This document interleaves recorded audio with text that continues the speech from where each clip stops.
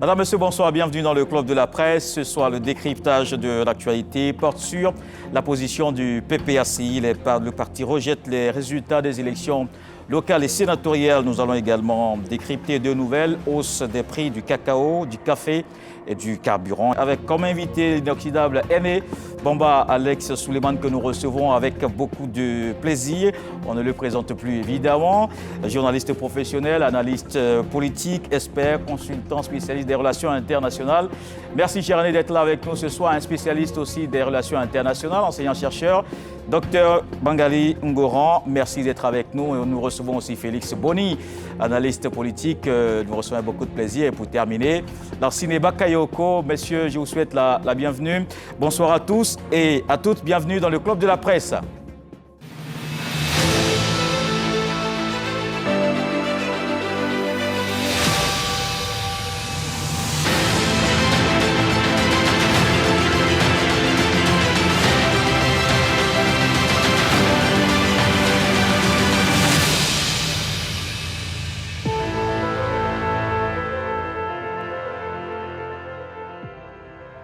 C'est le porte-parole du PPACI qui donne la nouvelle. Le parti rejette les résultats des élections locales et sénatoriales. Je propose d'écouter Justin Katinakone, le porte-parole du PPACI. Au vu de tout ça, et de façon solennelle, le PPACI rejette les résultats des élections locales et sénatoriales qui ont été obtenus pour l'essentiel par des manœuvres frauduleuses. C'est la position du PPACI. Un rapport détaillé établi par le parti en vue de restituer la vérité sur l'état réel des résultats de ces élections sera confectionné et mis à la disposition des organisations internationales et des représentations diplomatiques en Côte d'Ivoire. Enfin, au vu de ces résultats et connaissant maintenant l'état d'esprit de ceux qui gouvernent, fondamentalement tournés vers la fraude, la manipulation des esprits, ainsi de suite, le parti a décidé de se réorganiser en tenant compte de cette donne pour préparer déjà, dès maintenant, les élections 2025. Fait à Abidjan, le 30 septembre 2023, pour le PPACI, le porte-parole du parti. Je vous remercie. Alors, messieurs, qu'est-ce que vous pensez de cette position du PPACI, Félix? Alors, personnellement, c'est une position qui, moi, m'étonne parce que je ne m'attendais pas du tout à une telle réaction, d'autant plus que pour moi, après les résultats des élections qui se sont soldés par une sorte d'échec qu'on peut assimiler sans euphémisme par une sorte de débâcle de PPACI, il fallait plutôt tirer des leçons de cet échec. Et sur ce plateau même, nous en parlions tantôt, le PPACI qui éventuellement devrait penser à tirer de bonnes leçons, à se retrouver pour repenser, j'allais dire, la voie à prendre pour pouvoir éventuellement se relever de cette débâcle. Parce que, mine de rien, comme on l'a dit la dernière fois, toujours sur ce plateau, il y a quand même beaucoup d'Ivoiriens qui n'ont pas voté. Ces élections ont mobilisé moins de 3 millions d'électeurs sur plus de 8 millions 500 000 électeurs en Côte d'Ivoire. Ça veut dire qu'il y a quand même un bon lot d'électeurs qui n'ont pas voté. Et depuis plus d'une décennie qu'il y a eu la crise post-électorale en Côte d'Ivoire, on s'est rendu bel et bien compte que le parti de Laurent Gbagbo n'est pas allé aux élections à l'époque, le FPI, le Front populaire ivoirien, et ils ne sont pas allés aux élections. Les électeurs ont perdu le goût pratiquement des élections. Et je suis persuadé que dans ce gros lot des personnes qui ne sont pas allées aux élections, toute cette crise qui a divisé les partisans de Laurent Gbagbo, c'est-à-dire FPI, PPACI aujourd'hui, MGC, et Pro, Blé Goudé, COGEP, tout ceci fait qu'il y a beaucoup de gens qui n'ont pas voté. Et il fallait s'asseoir, tirer des leçons plutôt que d'engager une autre polémique, notamment après les contentieux qui ont quand même rendu leurs résultats. Moi, je pense que c'est une polémique vaine. Il faut pouvoir s'asseoir, tirer des leçons et se préparer pour l'avenir, comme il a dit, pour 2025. Lansine Bakayoko. Bon, moi, j'avoue que je suis extrêmement déçu du discours du PPACI. J'avais espéré que le PPACI tire les leçons de sa déroute, parce que c'est le cas, et essayer de voir comment se réorganiser pour les élections à venir, c'est-à-dire repartir à la conquête des populations ivoiriennes qui, manifestement, l'ont largué. Donc, je pense qu'il aurait dû faire un bien meilleur diagnostic pour que le PPACI continue d'exister. Parce qu'il faut sortir du déni. Il faut sortir du déni.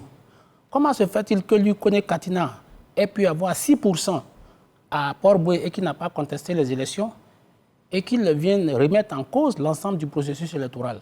Comment se fait-il que Lida Kwasi Moïse ait eu 19% dans son fief à Lakota et qu'il vienne remettre en cause les élections? Comment se fait-il que Damana Pikas, qui est le secrétaire général du FPI, ait eu du PPACI ait 19,7%?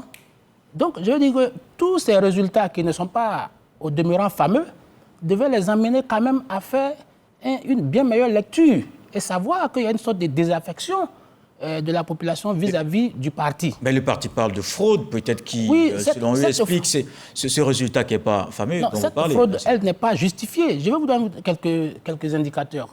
En 2010, l'élection la plus inclusive que la Côte d'Ivoire ait connue, nous avons 83% au premier tour. Il y avait à peu près 5 700 000 électeurs.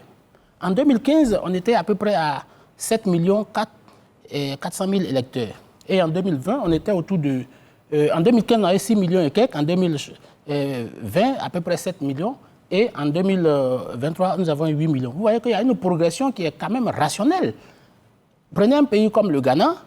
Le Ghana a eu 14 millions d'électeurs en 2012 et a eu à peu près 17 millions d'électeurs, un peu moins en 2016. Un peu plus. Et oui, un peu plus en 2016. Donc je pense que ça, c'est... Globalement, les statistiques nous disent que la population électorale se multiplie par 2, en général, chaque 10 ans. Donc ça veut dire que la population électorale en Côte d'Ivoire est dans une progression qui est somme toute normale. Donc je ne vois pas comment il aurait pu avoir des bourrages d'urnes. Et moi, j'ai été sur le terrain, je ne fais pas partie de la CEI, mais en tant que média, nous avons été sur le terrain. Je ne sais pas comment des gens ont pu bourrer les élections, d'autant que les résultats étaient donnés in situ. Donc, je pense que le PPACI doit faire un autre diagnostic. Heureusement que dans sa chute, le vice-président Koné Katina a parlé de réorganisation, mais j'ai eu l'impression qu'il parlait d'une réorganisation autre qu'une réorganisation sur le terrain. Si ce n'est pas le cas, je pense que ce sera quand même quelque chose de très compliqué pour le PPACI dans les années à venir. L'avis de Dr Bangali Ngouara. Je pense que le PPACI est dans la suite logique de la posture de départ que ce parti a eu, en tout cas le regard qu'il porte sur le processus électoral. Depuis le départ, donc avant les élections, durant la période de pré-campagne, le parti a à plusieurs reprises dénoncé les irrégularités, d'abord sur le listing électoral, a dénoncé le problème de l'inféodation de la commission électorale au parti au pouvoir, parce qu'il y a un certain déséquilibre de représentation au sein de la structure. Donc je pense qu'aujourd'hui, cette position finale qui consiste à rejeter les résultats se trouve dans la droite ligne de ce qui a été déjà dénoncé par le passé. Et puis, ils sont finalement contraints à cette position parce que quand vous avez, pendant plusieurs années, planché sur le fait qu'au niveau national, vous étiez une puissance en matière de représentativité ou en tout cas de légitimité, et que les résultats des élections arrivent, démentent catégoriquement ce que vous avez, disons, fait prévaloir depuis au moins une dizaine d'années. Finalement, vous êtes obligé de construire une théorie qui représente une sorte de rejet, de déni de cette réalité désagréable. Et puis, je pense que là où il y a vraiment une surprise, c'est au niveau surtout de l'attitude que plusieurs candidats du parti au pouvoir ont eue vis-à-vis des résultats. Parce que ce sont des résultats pour lesquels il y a eu pratiquement un tiers des recours qui ont été introduits, que ce soit les régionales comme les élections municipales. Et la grande surprise, c'est qu'une grande partie donc, de ces recours ont été introduits par les candidats du parti au pouvoir. De sorte qu'aujourd'hui, finalement, quand le PPACI rejette ces élections, il y a une partie des membres du pouvoir qui confirme que véritablement ces élections ont été organisées dans des conditions d'irrégularité à partir du moment où des proches du président de la République jusqu'à son directeur de cabinet lui-même, qui introduit des recours pour les élections municipales à Cocody, son chef de protocole, qui introduit des recours. Je pense que c'est absolument évocateur. Et finalement, si la parole du PPACI a aujourd'hui de la valeur, ce n'est pas tant pour la critique facile qu'on reconnaît à l'opposition, mais c'est parce que justement, du côté du pouvoir également, il y a le même son de cloche. Et même si il n'y a pas eu forcément des recours introduits par tous les proches du pouvoir, les candidats du pouvoir qui ont été battus, mais le fait que des grands noms remarquables du parti au pouvoir également sont allés dans le sens de la contestation des résultats de la CEI, cela apporte quand même un minimum de crédit à ce que dit l'opposition. Et je pense que finalement, aujourd'hui, ce que tout le monde fait, c'est le procès de la CEI. La question fondamentale est de savoir est-ce qu'on peut organiser des élections impartiales en s'appuyant sur un personnel électoral partisan. Parce que jusqu'à preuve du contraire, ceux qui participent aujourd'hui à la structuration de l'appareil électoral, ce sont des transfuges, des représentants des différents partis politiques.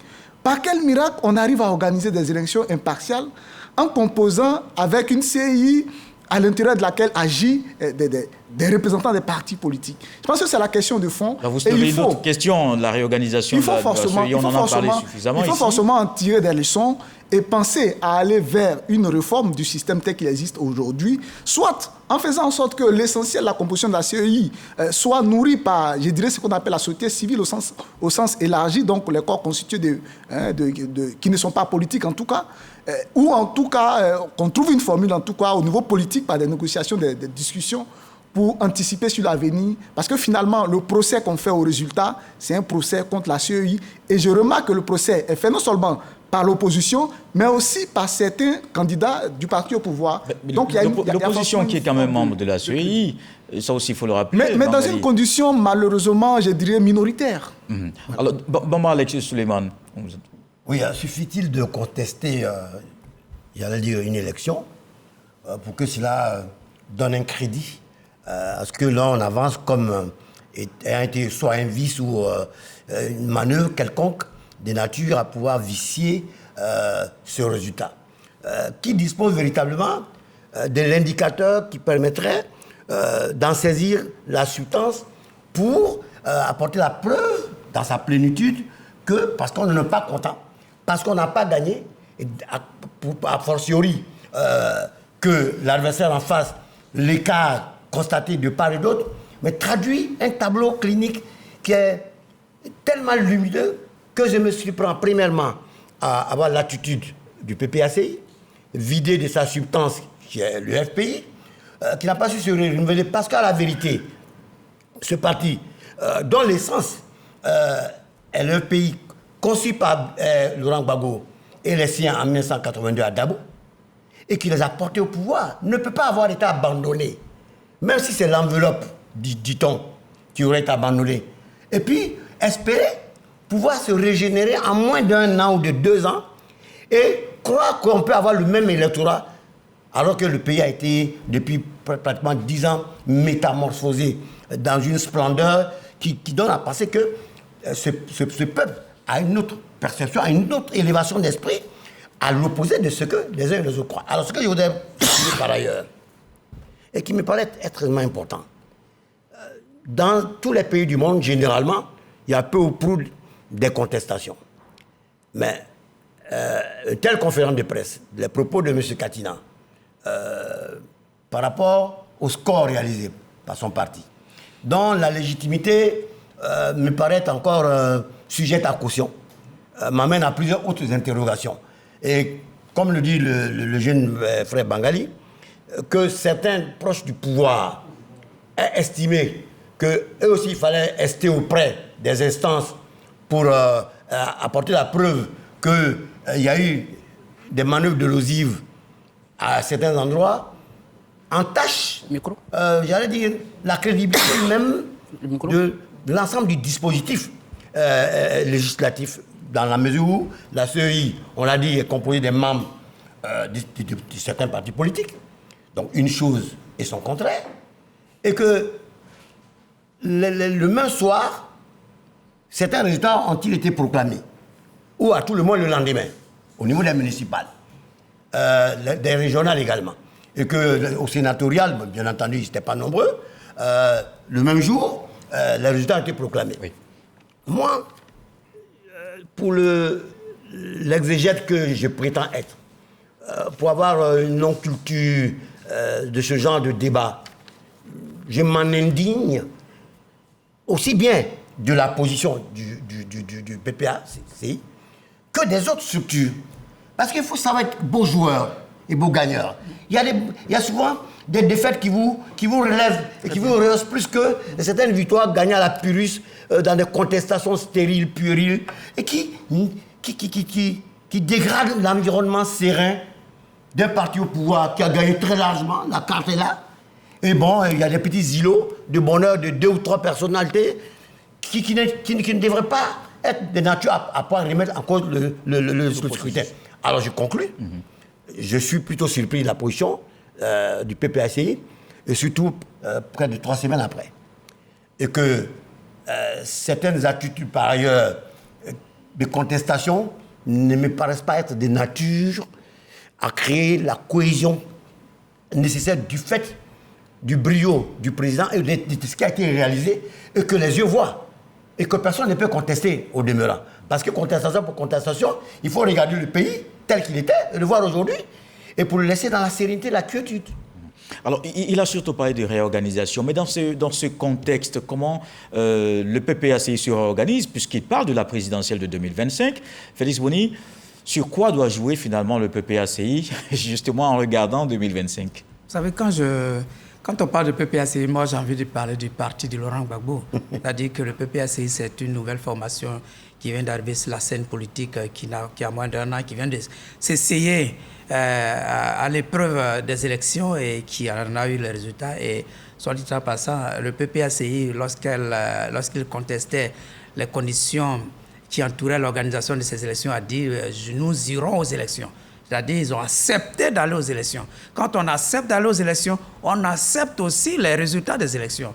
Alors, le doyen peut-être pourra nous aider à rafraîchir notre mémoire. En 1966, aux États-Unis, il y en a un président qui avait échoué, presque de façon résiduelle, mais qui a fait ce qu'on appelle, qui a introduit dans le langage des élections de la démocratie, ce qu'on appelle le discours de défaite. C'est-à-dire, il a été défait, je vais bien me souvenir du nom de ce président, mais il a fait un discours qui est tel que les Américains ont retenu de lui cette grandeur d'âme et d'esprit, et qui a fait que les élections suivantes, il a gagné les élections qui ont suivi. Ça veut dire qu'il faut pouvoir parfois accepter sa défaite pour préparer les prochaines victoires. Alors, c'est réorganiser comment? C'est réorganiser, je crois que ces résultats, cette débâcle, ce que Bakayoko appelle une déroute, qui n'est pas faux, pour dire qu'il ne faut pas euphémiser avec ce qui est une réalité, parce que quand vous regardez ces résultats, à part dans le Cavalier, où le ministre Hubert Oulaye a quand même titillé Mme Ouloto avec presque moins de 2% de différence de voix, partout par ailleurs, c'est pratiquement vraiment la déroute. La Bérésina. La Bérésina, comme le dit. Et quand c'est le cas, il faut tirer des leçons. Et pour le PPACI, se réorganiser, c'est recréer sa cohésion d'antan. C'est-à-dire, je parle du parti de Laurent Gbagbo. Je n'ai même pas envie de parler du PPACI. C'est-à-dire, les partisans de Laurent Gbagbo doivent pouvoir se remettre ensemble, recréer cette ambiance. Quand on est divisé tel qu'on l'est actuellement, je crois que tous ceux qui étaient électeurs en 2020, en 2010 de Laurent Gbagbo aujourd'hui, qui avait gagné les élections en 2010, disent que ces élections, enfin en 2010, bien avant, autant pour moi. 2000. En 2000, toute cette masse qui s'était mobilisée pour lui, aujourd'hui cette masse-là s'est pratiquement stratifiée. Derrière Blé Goudé, derrière Mme Gbagbo, derrière Finguessan, derrière lui-même Laurent Gbagbo. Mais mieux, il y a une grande partie qui a été gagnée par la désaffection, pour utiliser l'expression de Bakayoko. Mais le RHDP a mobilisé, et nous en sommes certainement certains, que tous ceux qui ont voté, tous ceux qui sont militants du RHDP, les cadres du RHDP ont mobilisé leur électorat pour aller voter. Et on pourra dire qu'à ces élections, s'ils ont gagné face à une désaffection des électeurs des autres partis politiques qui ne sont pas allés voter. Plus de 5 millions d'électeurs qui ne sont pas allés aux urnes. Se réorganiser, c'est séduire ces millions d'électeurs qui n'ont pas voté, qui peut-être peuvent se retrouver encore dans un discours autre que les contestations que je trouve, cette contestation, je ne la trouve pas citoyenne. Ça, c'est mon avis. L'enseignement Bakayoko s'est réorganisé, surtout pour 2025, mais comment? Mais d'abord, un éclaircissement. Professeur, il ne faut pas cautionner des velléités anarchistes qui se profilent. C'est-à-dire vouloir contester les élections pour juste créer de l'anarchie, ça, il ne faut pas le cautionner. Il ne faut pas le cautionner. Mais ce ne sont pas les anges qui viendront organiser les élections en Côte d'Ivoire. En 2000, tout près là, mais c'était Honoré Dié qui avait dirigé les élections. Elles avaient été fortement contestées. Ou bien est-ce parce que le FPI l'avait remporté? Donc on va va passer par perte et profit les contestations qui ont émaillé cette élection? Je ne crois pas. Plus tard, il y a eu avant ça, c'était l'administration territoriale elle-même qui organisait les élections. Mais tout le monde sait comment cette administration territoriale a été combattue. Et d'ailleurs, c'est cette contestation qui a amené à la création de la commission électorale indépendante dans laquelle siègent les forces en présence. Donc, je ne pense pas que ce soit un problème de commission électorale ou bien de juge des élections. Mais c'est un problème de citoyenneté et d'acceptation de la défaite, d'acceptation du jeu démocratique. Donc, il ne faut pas relativiser les élections, disons, il ne faut pas relativiser le succès de cette élection et dire que, sous prétexte que des membres du parti au pouvoir ont resté en justice, que cela viendrait donner du crédit à la contestation du FPI. Moi, je pense que ce que le FPI fait et ce que ces candidats malheureux, le PPACI fait et ce que ces candidats proches du pouvoir, candidats malheureux font, je peux l'accepter si c'est une posture politique pour pouvoir maintenir les électeurs en éveil. Sinon, si c'est pour contester, parce qu'on est sûr qu'on va contester, je crains que le PPACI fasse mauvais jeu. Ce qu'il faut aujourd'hui, Kolo, tu as parlé de réorganisation. Je pense que le PPACI a besoin de se réinventer. Parce que la vraie lecture, c'est que la politique du PPACI aujourd'hui n'est plus lisible au niveau de la population. Et ça, c'est une vérité que le PPACI doit prendre en charge. Moi, j'aime bien ce parti. J'aime très bien ce parti. Et je suis gêné, je me sens mal quand je vois que ce parti qui doit incarner la vraie alternative en Côte d'Ivoire au RHDP, aujourd'hui, est en train de se terrer dans une sorte de déni, alors qu'il aurait dû comprendre que son discours ne passe plus. Donc, il faut réinventer ce discours, il faut se régénérer et espérer que le PPACI devienne la vraie alternative. Moi, c'est ça mon souhait. Il faut que le PPACI, qui a des cadres éminents, qui a des personnalités de premier plan, des personnalités qui ont gouverné et qui, aujourd'hui, connaissent l'appareil de l'État. Tout n'est pas perdu au PPACI. Je pense qu'ils doivent se réinventer et rentrer dans le jeu démocratique, accepter les résultats, accepter la défaite aujourd'hui. Mais s'ils s'arc-boutent dans la contestation, M. Alex a dit stérile, je crains que le parti ne survive après 2025. Docteur Bangali.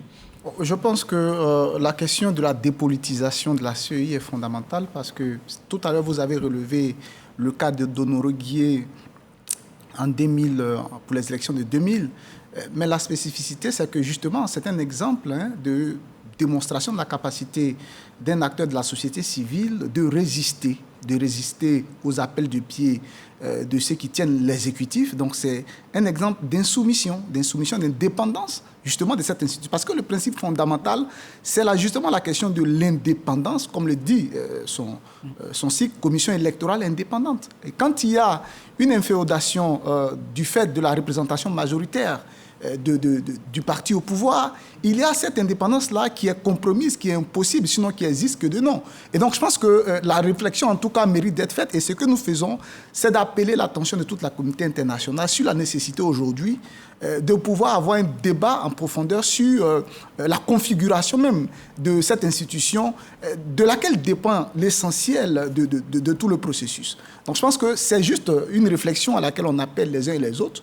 Et elle mérite d'être faite parce qu'à chaque élection, les contestations reviennent avec insistance. Et quand on va devant le Conseil d'État, que le Conseil d'État donne, disons, raison ou en tout cas accorde du crédit à des contestations qui ont été introduites, comme on le voit dans le cas de Fekese-Dougou, c'est dans certains cas pour le municipal, à Fekese-Dougou, on se rend compte que les élections seront reprises du fait d'un certain nombre d'erreurs de calcul dues aux acteurs de la CEI. Et il y a plusieurs cas. Une circonscription comme San Pedro, aussi une circonscription régionale aussi importante, une ville aussi importante, où il faut reprendre des élections à cause d'un certain nombre de dysfonctionnements qu'il y a eu. Ça doit quand même appeler... Pas au régional, ça doit appeler... À San Pedro, ce n'est pas au régional, c'est au municipal. Docteur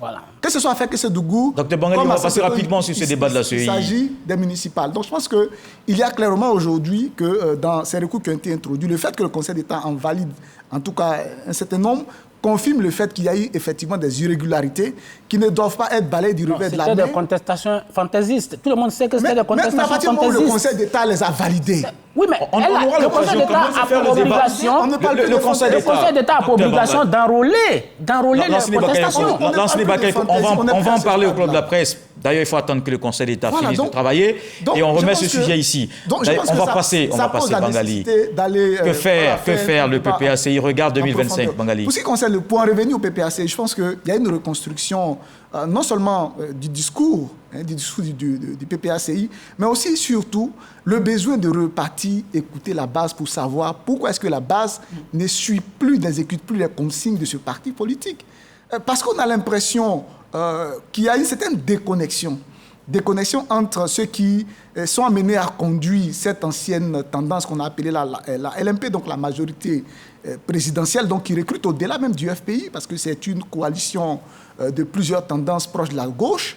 Et il y a une déconnexion entre l'élite politique et la base. Et comme je l'ai déjà ici expliqué pendant les sessions précédentes du Club de la presse, on a eu l'impression que la tête a envoyé des mauvais signaux qui ont démobilisé la base dans sa volonté de participer non seulement aux échéances électorales, mais aussi de s'aligner sur les consignes qui ont été finalement émises par cette formation. Donc, il y a le besoin d'une reconnexion avec sa base, surtout à l'écoute de la base. Pourquoi aujourd'hui le discours politique du PPACI ne fait plus rêver? Pourquoi ce discours n'intéresse plus les nouveaux majeurs?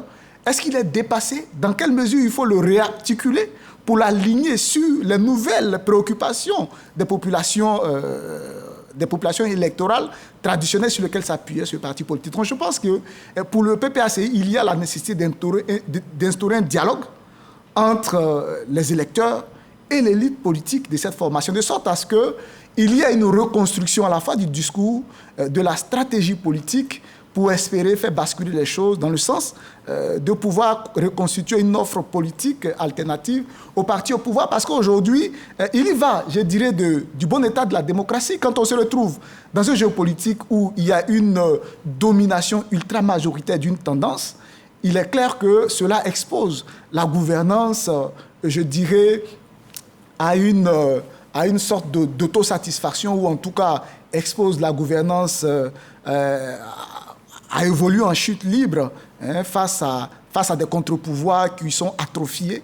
Et dans le principe démocratique, il faut des contrepoids qui permettent au gouvernement, aux partis dirigeants de garder quand même un certain équilibre, une certaine lucidité dans la conduite des affaires publiques. À partir du moment où le même parti politique contrôle le domaine de la conception, le domaine de l'exécution et de la supervision, donc on se retrouve pratiquement dans une sorte de parti unique. Et si le RAGP n'a pas suffisamment de maturité, de lucidité, une telle position est difficile à gérer. Donc on a besoin en tout cas d'un contrepoids politique que le PPACI doit pouvoir offrir. Même si dans l'immédiat, ils n'ont pas la capacité de reconquérir le pouvoir, mais ils doivent constituer un contrepoids qui puisse, je dirais, donner le change au parti au pouvoir. Monsieur Bamba Alex Suleiman, vous qui connaissez l'atmosphère politique d'hier à aujourd'hui, comment vous pensez que le PPACI peut vraiment s'en sortir? Non, mais je pense que le tableau clinique qui a été brossé aussi bien par Dibi, mon jeune frère Barayoko et Bangali, est suffisamment symptomatique des projections qui peuvent être faites. Premièrement, l'expertise ici, elle est gratuite. À écouter les uns les autres, dont le PPACI doit pouvoir s'en servir, parce qu'il y a des ébauches qui ont été mises à sa disposition pour se reconstruire, en répartant des zéros, en mettant sur la table tous les acquis d'hier.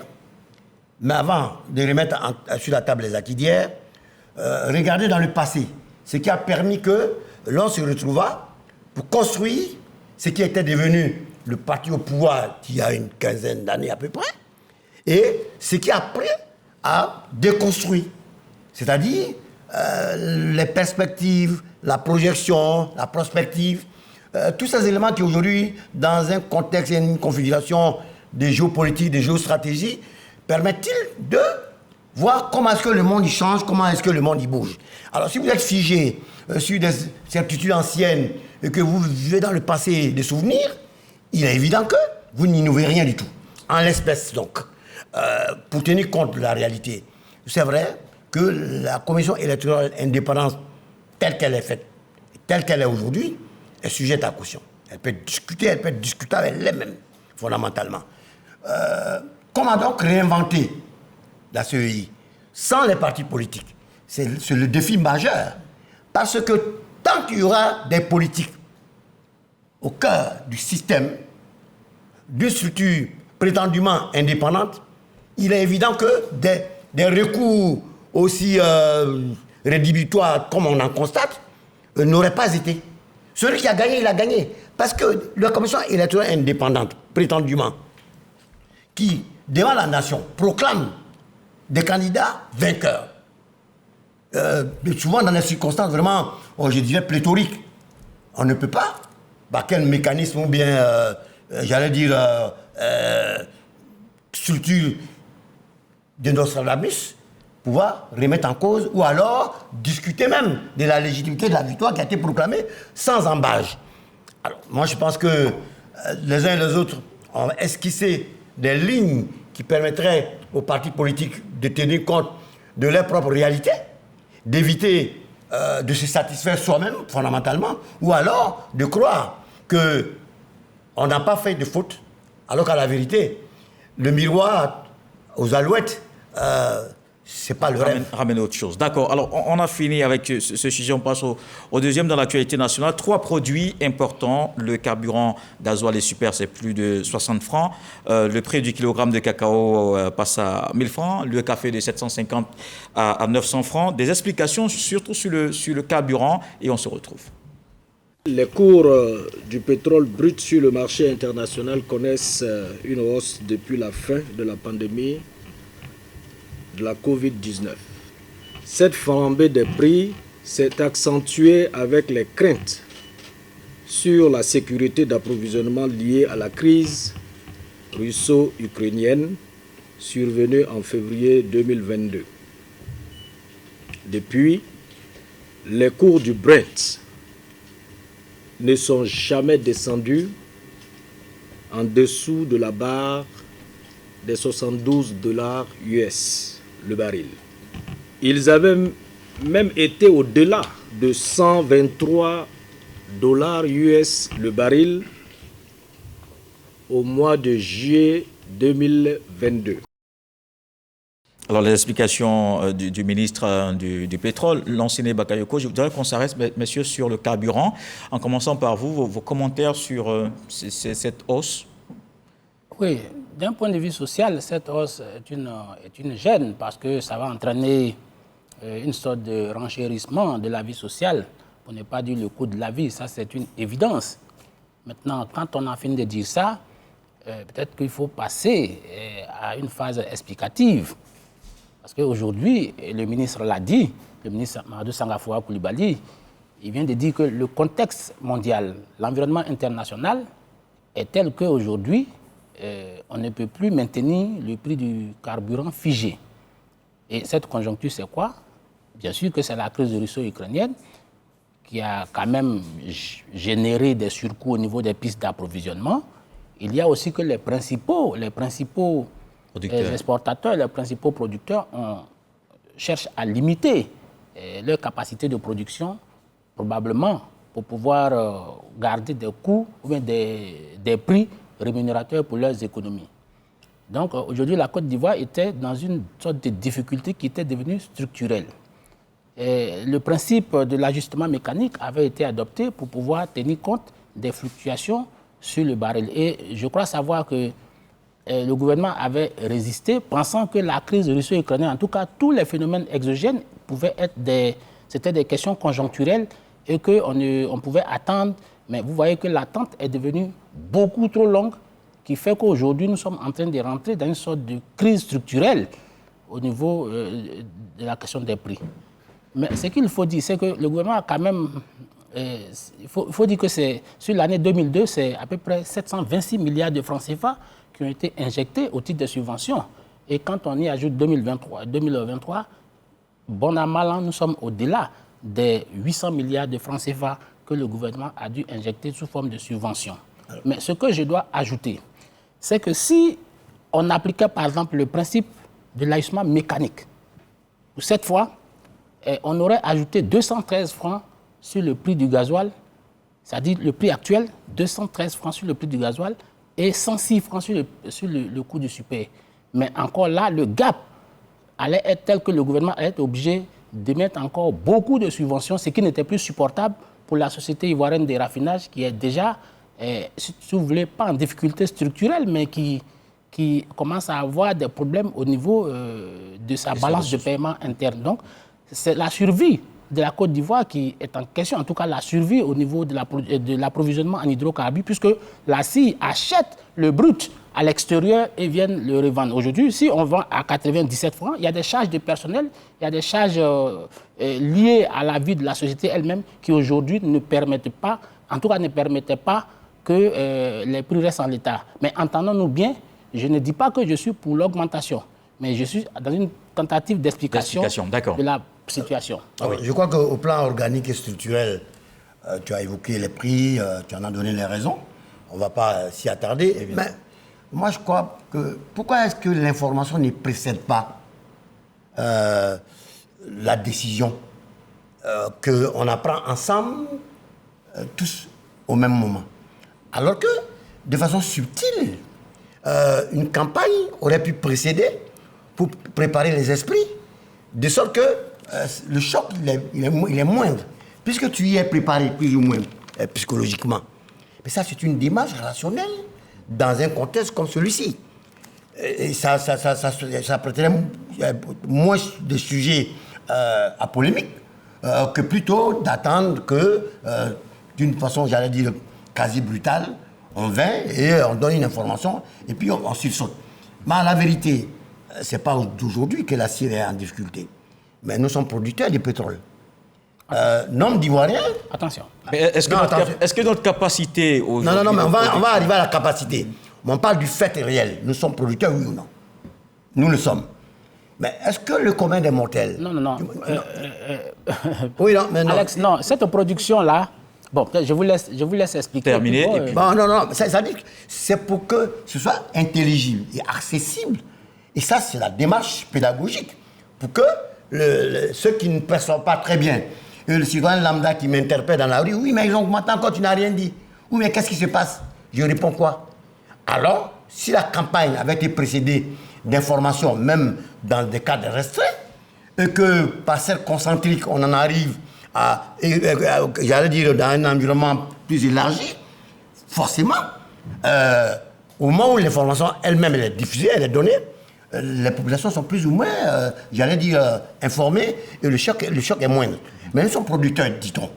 Mais depuis longtemps, lorsque Foumbagny prit la première coupe du champagne avec le ministre Paul Guidibo en 1971 pour se féliciter que la Côte d'Ivoire, enfin, va produire du pétrole. Et depuis, de gouvernement en gouvernement, et même notamment depuis l'arrivée du président Ouattara, je crois qu'il y a un bond qualitatif qui avait été fait. Certes, la crise post-électorale a été rude, elle a impacté négativement et l'écosystème et les conditions de vie des Ivoiriens, et qu'au demeurant, plusieurs personnes qui avaient quitté leur village, qui sont arrivées à Abidjan ici, ne sont plus partis. C'est pour ça que depuis le carrefour de la vie jusqu'à Bégerville, tu peux passer 2 heures de temps, 2h30 dans la voiture.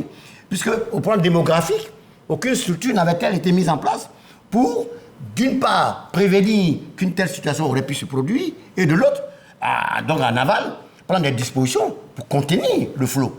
Alors, l'un dans l'autre, ce que ça crée, ce goulot, et ça donne l'impression qu'il y a, par ces concentriques, il y a une sorte d'inflation qui pourrait se justifier, puisque nous sommes dans une logique d'explication. Oui, Boni. J'avoue que je suis dans la même logique que le grand frère Bamba Alex, parce qu'il faut le dire, et le dire très bien, ne pas dire, parler plus fort. La Côte d'Ivoire est productrice de pétrole, et le gouvernement fait bien la publicité, et donc l'Ivoirien lambda veut se demander, mais si nous produisons du pétrole, ça veut dire que nous sommes également aussi sur le marché mondial du pétrole. Ça veut dire qu'il y a quand même quelque chose qu'on perçoit là-bas aussi. Donc si le coût du pétrole monte, ça veut dire que nous aussi on vend ce produit. Donc il y a quelque part une recette.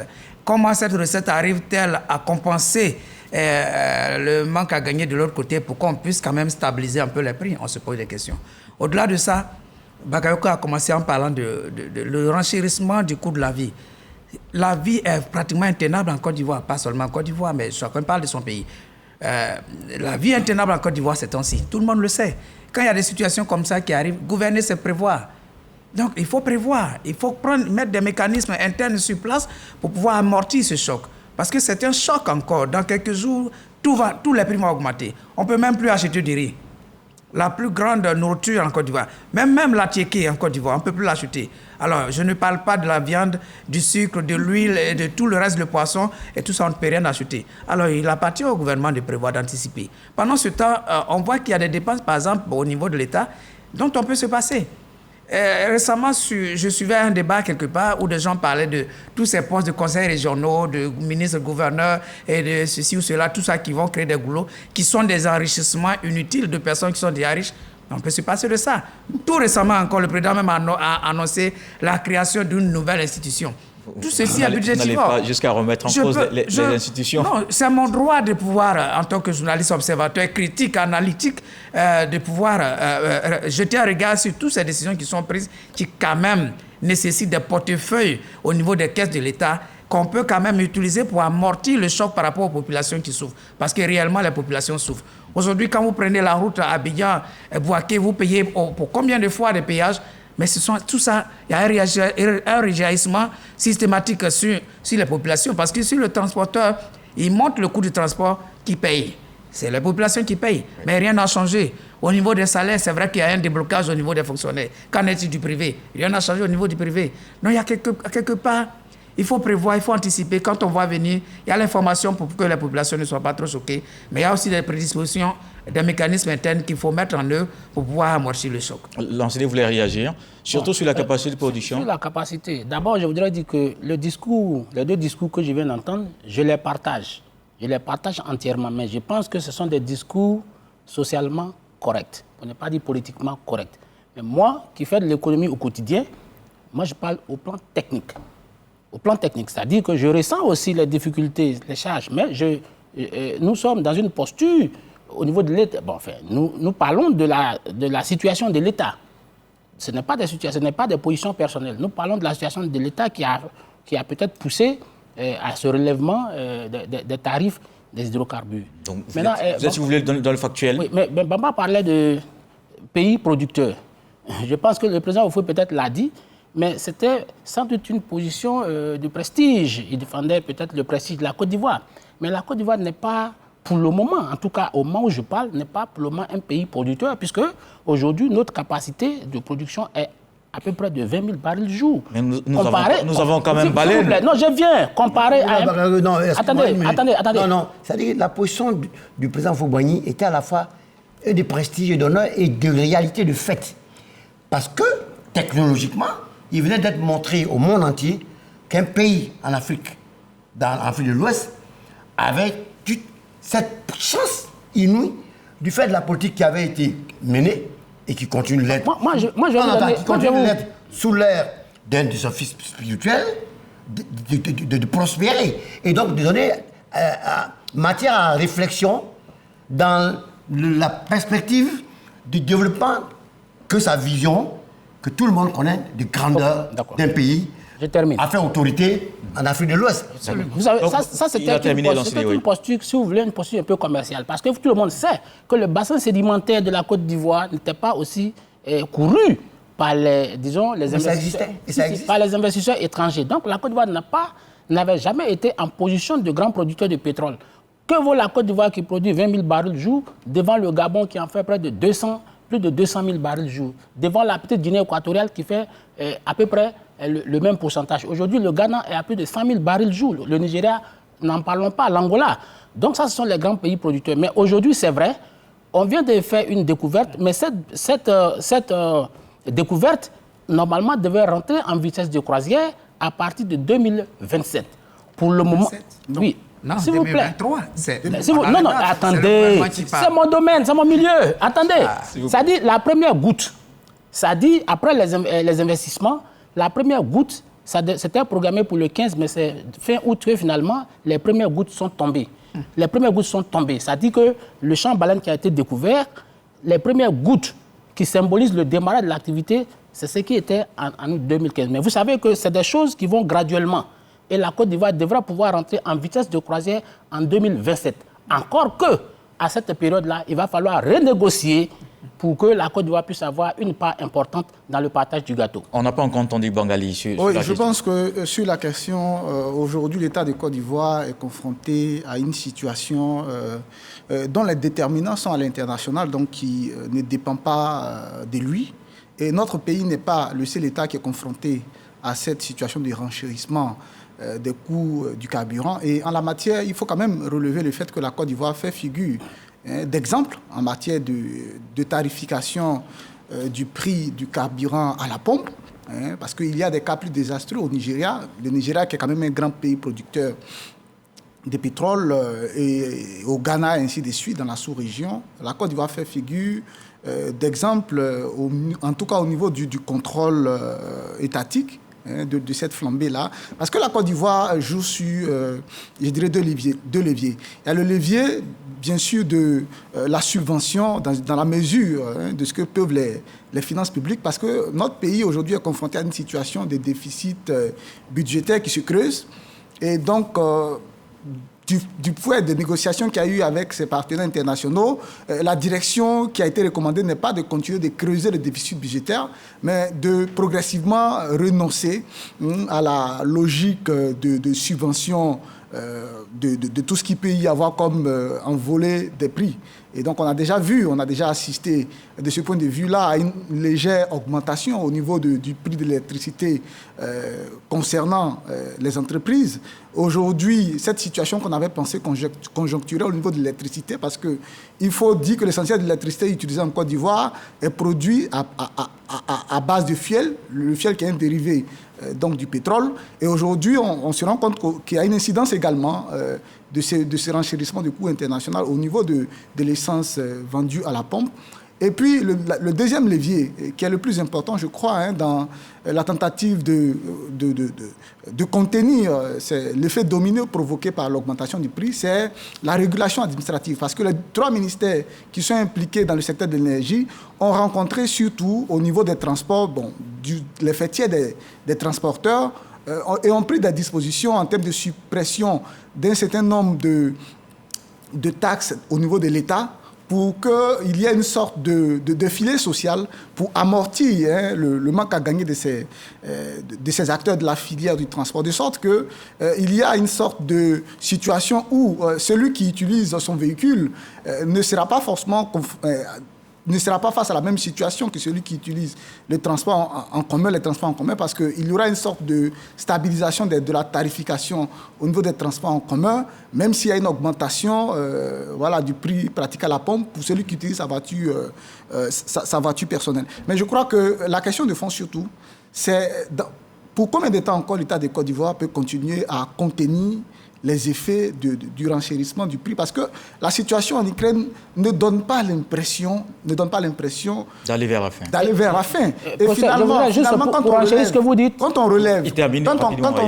quand on relève la nécessité justement de penser des solutions sur le long terme en intégrant ce qu'apporte le nouveau statut de la Côte d'Ivoire en tant que nouveau pays producteur de pétrole, parce que quand même le gisement Baleine vient multiplier par 5 la capacité de production passée de la Côte d'Ivoire qui était de 30 000 barils, on passe au-dessus des 150 000 barils. Quelle est la part de contribution à la consommation énergétique intérieure? Parce que par tradition, on considère que le pétrole découvert dans les bassins sédimentaires du golfe de Guinée est un pétrole de qualité supérieure. Donc, généralement, c'est que l'État fait. L'État préfère aller vendre sur le marché international le pétrole qui est produit dans le bassin d'Afrique occidentale, qui est de première qualité, pour acheter ensuite sur le marché international ce qu'on appelle le carburant de qualité africaine. Donc, finalement, est-ce que cette stratégie, cette pratique de l'État qui, par le passé, a fait recette, est-ce qu'aujourd'hui, il n'est pas mieux de réserver une partie de la production interne à la consommation interne, de sorte que, en reversant donc cette capacité dans la transformation assurée par la CIE, on puisse disposer en interne d'un mécanisme de régulation sur le long terme. D'accord. Alors, messieurs, il y a des augmentations, c'est vrai. On peut pleurer pour le carburant, mais on peut rire aussi pour le secteur agricole, le binôme café-cacao. Ça se passe bien plutôt? Ça se passe bien parce que quand même les producteurs vont avoir un petit souffle au niveau du cacao qui passe maintenant à 1000 francs. Le café qui a pratiquement 100 francs de plus encore sur le coup. C'est bien pour les producteurs. Ça veut dire qu'il y a un petit souffle quand même au niveau des producteurs. Mais comme je le dis tantôt, c'est comme si on a donné quelque chose de la main gauche quelque part à une minorité, puis de la main droite, on a arraché la grosse portion. Ce qui va se passer bientôt, c'est-à-dire le renchérissement du coût de la vie est tel qu'aujourd'hui, demain, ce sera pratiquement la masse de la population ivoirienne qui va en pâtir. Je ne crois pas que peut-être la production, cette augmentation significative au niveau des producteurs va quand même juguler le renchérissement du coût de la vie au point où les populations ne vont pas sentir quand même l'effet de l'augmentation du coût de carburant. Oui, évidemment, bon, il faut s'en réjouir, heureusement, parce que la Côte d'Ivoire a été bâtie sous un paradigme très clair, comme Foubaïn l'a dit. C'est le monde agricole sur lequel repose la richesse de ce pays. Et cette successeur du président Bédia Ouattara, après l'intermède Gueye et Laurent Gbagbo, s'inspire du même modèle, du même archétype, pour que la Côte d'Ivoire continue d'exercer dans ce domaine-là le leadership en Afrique de l'Ouest, et que le grenier est toujours plein. Il faut féliciter le gouvernement pour ce qu'il vient de faire, qui atteste et traduit bien sa volonté, sa perception philosophique, morale, d'y rester toujours dans la droite ligne de ce que le père fondateur a voulu et dont les bénéfices sont reçus par tous les enfants et qui crée un équilibre sociétal et qui donne la tranquillité et la paix du cœur. Et ça, c'est éminemment important. L'enseignant Bakayoko. On peut sans doute féliciter le gouvernement, mais moi, j'avoue que j'en attendais mieux. Moi, j'attendais autour de 1100 francs au minimum pour le cacao. C'est vrai que l'année dernière... Un tiers vaut mieux que 2 kilos. Oui, je suis bien d'accord, mais je veux dire, l'année dernière, ça aurait pu se justifier puisque la Côte d'Ivoire est dans une procédure de vente qu'on appelle la vente anticipée. C'est-à-dire les productions sont vendues en tout cas pour la grande partie à l'avance. Et donc, aujourd'hui, il y a un grand frémissement au niveau des coûts mondiaux. Et donc, ça aurait pu avoir un impact positif sur le coût aux producteurs, en tout cas le prix de vente aux producteurs. Malheureusement, on avait déjà vendu nos productions. Mais la nouvelle campagne qui commence aujourd'hui même, en principe, on a tous les ingrédients. C'est vrai que ça peut être risqué, mais on a tous les ingrédients. Il n'y a aucune analyse aujourd'hui qui nous dise que les coûts vont baisser au niveau international. C'est vrai qu'il suffit de peu pour que tout change. Mais aujourd'hui, quand nous analysons le marché international, nous voyons bien que le marché va rester encore réchauffé pendant longtemps. Donc je pense que le gouvernement aurait pu améliorer les 1000 francs et passer à 1100 francs au minimum pour les producteurs. Mais sans doute le gouvernement a-t-il ses raisons d'avoir fixé ce prix plancher. C'est une projection, tu aurais souhaité, c'est une hypothèse. Mais le voisin à côté, pendant ce temps, va mieux. Oui, mais peut-être les parce que le risque, parce que le risque, serait que, ou du moins aurait été que le prix soit un peu plus, j'allais dire, élevé qu'il l'a été. Bon, moi, d'un tiers, 2 kilos, je préfère ce que je veux avoir. Non, et après, on verra comment est-ce qu'il faut le risque que cela pose, c'est la fraude, la fuite du cacao. Vous voyez qu'aujourd'hui, nos frontières... Pas plus tard que la semaine dernière, oui. Il y a eu des saisies importantes vers la frontière ouest, par exemple. Mais ça traduit bien la vigilance des autorités. Non, ils ne sont pas sans savoir. Je ne dis pas moins. Non, je ne dis pas moins, mais si les gens cherchent à aller à l'extérieur, c'est parce qu'ils espèrent avoir un bien meilleur prix à l'extérieur. Donc aujourd'hui, je pense que la Côte d'Ivoire est en capacité de donner un bien meilleur prix aux producteurs. Mais pour le moment, ce qui est là, ce n'est pas mal, mais on peut l'améliorer. Maintenant, sur le café, c'est là qu'il y a eu la plus grosse prouesse. Parce que nous étions à 750 francs le kilogramme. Aujourd'hui, nous passons à 900 francs, soit plus de 150 francs le prix. Mais le seul bémol, c'est que le cacao, aujourd'hui, on n'en produit que 100 000 tonnes. Le café. Le café, aujourd'hui, on n'en produit que 100 000 tonnes. Cela est marginal par rapport aux capacités de la Côte d'Ivoire au regard du passé. Docteur Bangali. Pour renchérir directement sur ce qu'il dit, on se retrouve dans cette situation de la baisse de la production du café, justement parce que pendant longtemps, il y a une politique des prix qui a desservi les producteurs et qui ont contribué à décourager ces acteurs de proximité à continuer d'entretenir des plantations de café qui étaient à l'époque payées pas plus tard que 5 années en arrière à 300 à 400 francs. Et finalement, au moment où la production chute, on se retrouve dans une situation au niveau international. La demande fait qu'on est obligé de laisser remonter les prix. En ce moment, les producteurs se sont détournés vers cette culture-là au profit du palmier à huile, au profit de l'EVA. Et je pense qu'aujourd'hui, c'est surtout ça, le défi au niveau du cacao. Il ne faut pas reconduire les mêmes erreurs. L'État de Côte d'Ivoire s'est engagé à garantir 60% du prix CAF, donc du prix international aux producteurs. Je pense que cet engagement a été respecté. Les 60% sont garantis. Mais je pense qu'il y a 2 défis majeurs concernant ce prix. Le premier défi, c'est l'incapacité de l'État à faire respecter le prix Borchamp. Parce qu'une chose, aujourd'hui, est de fixer un prix Borchamp à 1000 francs. Et puis une chose est d'être capable de s'assurer qu'effectivement les paysans perçoivent du fruit de leur travail, disons, la valeur qui a été fixée par l'État de Côte d'Ivoire. Parler du respect du prix Borchamp. Du prix Borchamp. Généralement, dans la pratique, pendant une semaine ou un mois après la fixation du prix, les acheteurs qui se rendent directement au niveau Borchamp vont défier l'État en pratiquant des prix en deçà, s'attendant à une réaction de fermeté de l'État. Et quand l'État, après, la sanction de l'État ne suit pas, ce qui a été engagé comme une sorte de test de l'autorité devient la norme. Et donc, finalement, on fixe un prix à 1000 francs, mais d'ici 3 mois, 4 mois, on sera en train d'acheter le cacao, non seulement à 700 francs, mais sans forcément payer comptant aux producteurs qui livrent son cacao et attend hypothétiquement que les coopératives, plus tard, après livraison au port d'Abidjan auprès des importateurs, reviennent reverser à des prix au rabais. C'est le premier défi. Le DG du Conseil Café Cacao en a parlé d'ailleurs. Voilà, donc je pense il faut que l'État continue de travailler à ce niveau-là pour que le prix qui est offert, qui respecte son engagement, soit effectivement respecté. Et puis au-delà de ça, il y a eu la réflexion qui a été engagée de faire en sorte que la Côte d'Ivoire et le Ghana fixe de manière conjointe au niveau, en fonction du marché international, le prix Borchamp. De sorte à juguler ce problème-là, justement, de la fuite des cargaisons ivoiriennes vers des pays limitrophes. On n'en est pas encore là, et pour le moment, il y a un décalage. Et à ce niveau-là, ça attise toujours les envies de transférer la production ivoirienne vers d'autres destinations. Vous voulez ajouter quelque chose? Oui, non, mais il tire la sonnette d'alarme, c'est une bonne chose. Le gouvernement sera sensible aux propos que tu tiens, puisque le rôle, au-delà des débats, c'est d'être aussi des indicateurs de perception et d'orientation stratégique. Puisque une chose est d'être dans les bureaux, de concevoir, mais une autre chose est d'être sur le terrain et de voir la réalité. Et comme tu l'attestes, c'est pas évident que chaque fois il soit sur le terrain pour s'assurer que le prix qui est fixé est celui-là qui est pratiqué. Alors, s'ils sont vigilants et que les brigades, semble-t-il, toi qui es du secteur, qui en connaît le côté jardin, c'est leur rôle.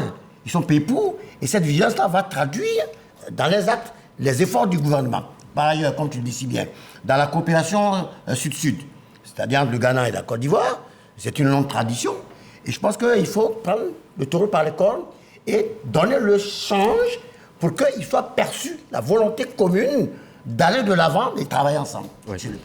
Vous voulez ajouter Oui, je voudrais ajouter que déjà, il y a une sorte de coalition des pays producteurs. Aujourd'hui, il y a ce qui a été créé qu'on appelle l'Alliance du cacao, dont le siège est à Accra, et qui réunit la Côte d'Ivoire, le Ghana en priorité, mais qui va être rejointe dans un futur proche par le Cameroun, le Nigeria et probablement par des petits pays producteurs de cacao. Donc ça, c'est déjà là. Mais ce que je veux dire, au niveau des prix qui doivent être respectés, c'est une exigence fondamentale que les prix soient respectés.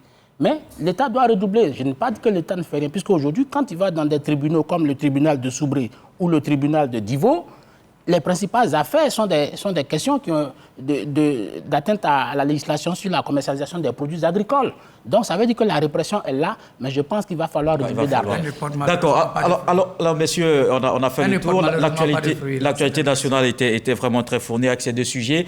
Mais vous avez souhaité surtout revenir sur Ebimpe. Et c'est Bonny qui demandait, je me rappelle bien, la dernière fois, des sanctions. Et bien, c'est fait. après le flop. Oui, sanction, bon. Oui, on vient de sanctionner une directrice d'une structure, une responsable d'une des structures sous tutelle. Pour ma part, c'est vrai, c'est déjà un pas qui a été fait. Les Ivoiriens auraient peut-être regardé encore plus haut parce que c'est une structure sous tutelle. Et ce qui s'est passé en Côte d'Ivoire est suffisamment grave. Comme je le dis, c'est une question d'image de la Côte d'Ivoire, d'image du président de la République de Côte d'Ivoire. Et j'espère que peut-être les sanctions ne se limiteront pas à un second couteau et que la première responsable, parce qu'il s'agit d'une organisation qui n'est pas ivoirienne, africaine, que toute l'opinion internationale regarde, que la première responsable également dans cette affaire également soit touchée. Si on le dit, il y a probablement un remaniement qui va se faire bientôt. Est-ce que d'autres personnes éventuellement en pâtiront? Je ne le prédis pas, mais si vous me regardez. D'accord, il nous reste malheureusement 1 à 2 minutes. Non, mais moi je pense que c'est choquant. Ces querelles d'épiciers, ce combat d'arrière-garde, j'allais dire même les comptes d'apothicaires, pour aboutir à un tel résultat désastreux qui afflige la nation par rapport à la fois au gigantisme, au brio du joyau qu'on voit à l'œil nu, et ceux qui doivent aller jouer sur ce terrain pour mettre en valeur ces joyaux, mais sont incapables de jouer sur un terrain. Il y a des pénétromètres, c'est-à-dire que ce sont des structures géophysiques que les experts utilisent pour qu'on se rende compte de la formation du sol. Le sol, si oui ou non, on peut y jouer du football, si oui ou non, on peut mettre tel ou tel gazon. Hein? A fortiori, attendre qu'on finisse d'abord de construire ces joyaux, qu'ils soient inaugurés, et que Dieu étant miséricordieux, avant que la Coupe d'Afrique n'intervienne, une pluie divine arrive et met à nu toutes les insuffisances organiques, structurelles, financières, des tâcherons qui sont occupés des pelouses, et puis même la cabine de presse, qui a été portée, je crois, à un niveau tellement élevé que de là-haut, on ne perçoit même pas le numéro de dossard des joueurs. Mais attends, tu fais quel compte rendu? Est-ce que pour un pays qui atteint le niveau qui est le nôtre, qui s'est donné, oui, le luxe de créer des stades de cette envergure par rapport à l'enjeu africain, ce n'est même pas sous-région, c'est africain. C'est un honneur et un prestige pour la Côte d'Ivoire d'organiser cette fête africaine. Mais je pense que les structures ont failli. Je ne veux pas indexer parce que par définition, je n'aime pas affliger les individus qui paient souvent le tribut pour des fautes que, la vérité, ces personnes-là n'ont pas commises. Mais il n'y a qu'à regarder de façon pyramidale, de là-haut aux acteurs qui appliquent sur le terrain, pour se rendre compte si les dysfonctionnements ont eu lieu, ça et là. Parce que les terrains, avec les hybrides, c'est une terminologie qui est propre à ceux qui font le gazon. C'est un mélange pour donner un résultat. Mais il y a le Bermuda qui, par exemple, mettait gazon de majesté qu'on voit sur tous les stades d'Angleterre. Vous voyez les pelouses, ça vous donne envie de brouter de l'herbe. Hein, parce que ça a été fait dans les règles de l'art, parce que les moyens ont été dégagés S-qualité. Bref, alors tu prends le stade de Maracanã, qui a été construit en 1950 au Brésil. Mais aujourd'hui, on y joue au football, comme du temps de Pelé, Didi Vava et Coutinho écrivaient l'alphabet du football mondial en faisant la brasileira, la samba brésilienne. Ça, c'était depuis hier. Oui. Il y a quasiment un demi-siècle. Ils continuent d'y jouer. Et nous, ici, il a suffi d'une pluie. Et heureusement qu'elle a plu 20. Et si elle n'était pas venue, qu'est-ce qui adviendrait? Comment tout allait bien se passer. Si la pluie n'était pas venue, tout allait bien se passer. Ah, c'est pas évident. Ouais, merci. Merci, monsieur. Malheureusement, le temps court très vite. Merci à notre estimé aîné Bamba Alex Suleiman, docteur Bangaling Goran, Félix Boni, Bakayoko Lanciné. Messieurs, je vous retrouve la semaine prochaine pour un autre numéro du Club de la Presse. Cette émission est réalisée par Fofana Mamadou. Merci à toutes les équipes autour. À dimanche pour un autre numéro du Club de la Presse.